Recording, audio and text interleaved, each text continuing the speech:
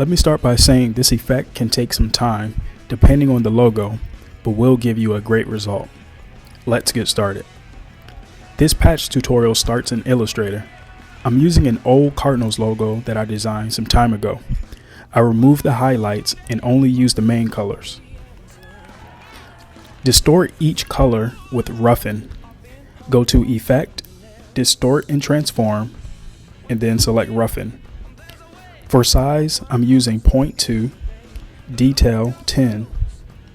To see your result, click on the preview icon at the bottom of the dialog box.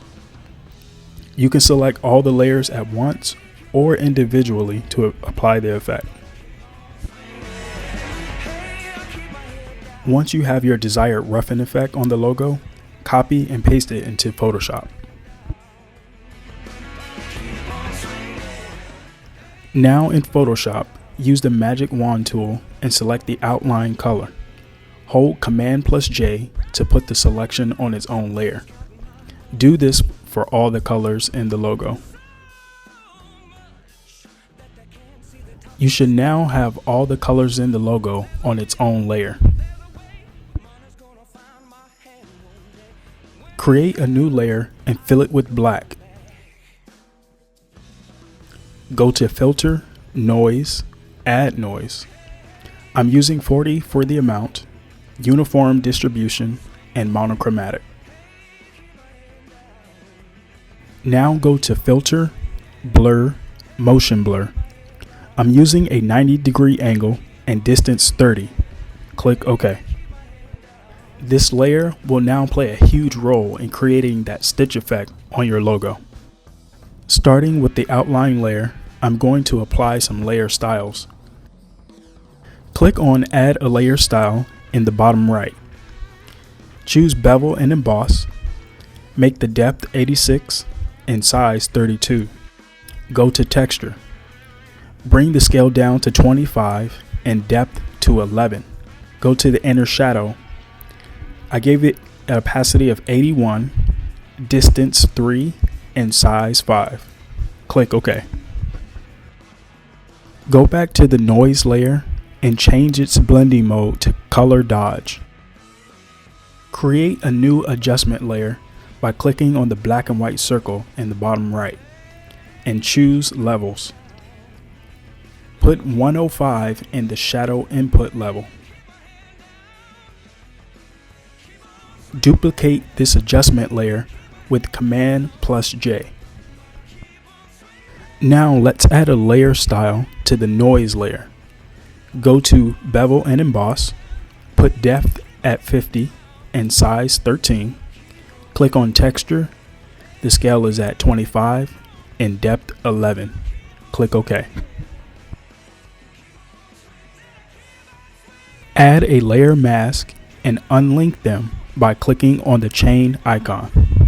Fill the layer mask with black. Unlinking the mask will allow you to transform and rotate the stitch layer in the direction you want without moving the mask. Make a selection on the outline layer with the lasso tool or a pen tool.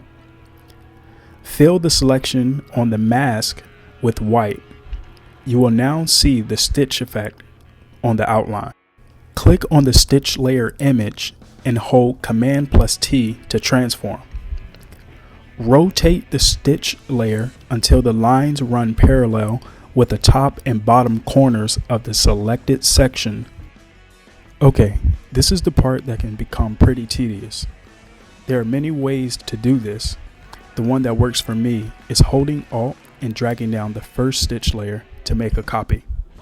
Then I make my next selection, fill it with white on the mask, inverse this selection with Shift plus Command plus I, and fill with black. Then rotate the stitch pattern to run parallel with both corners of the selection.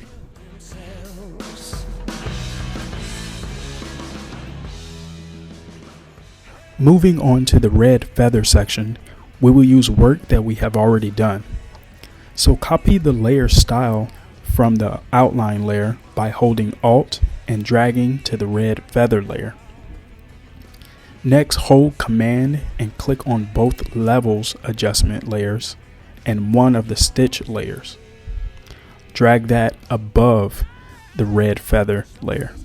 Create clipping mask of these layers above the feathers section by right-clicking and create clipping mask. Now, using the same steps for the outline stitches, apply them to the red feather layer. Keep in mind you want the stitches to flow as do bird feathers or fur would do. So give them a clean layer effect by following the contours of your shape.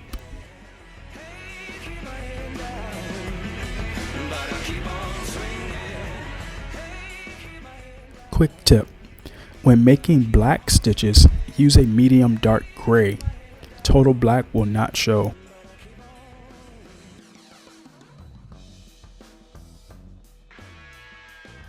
Once you've completed the stitch, give your artwork a nice glow. Create a new layer above everything, and with a large white soft brush, click once near the top of your image and change the blending mode to overlay. I hope this tutorial helps you make amazing patches, and I'd love to see what you create.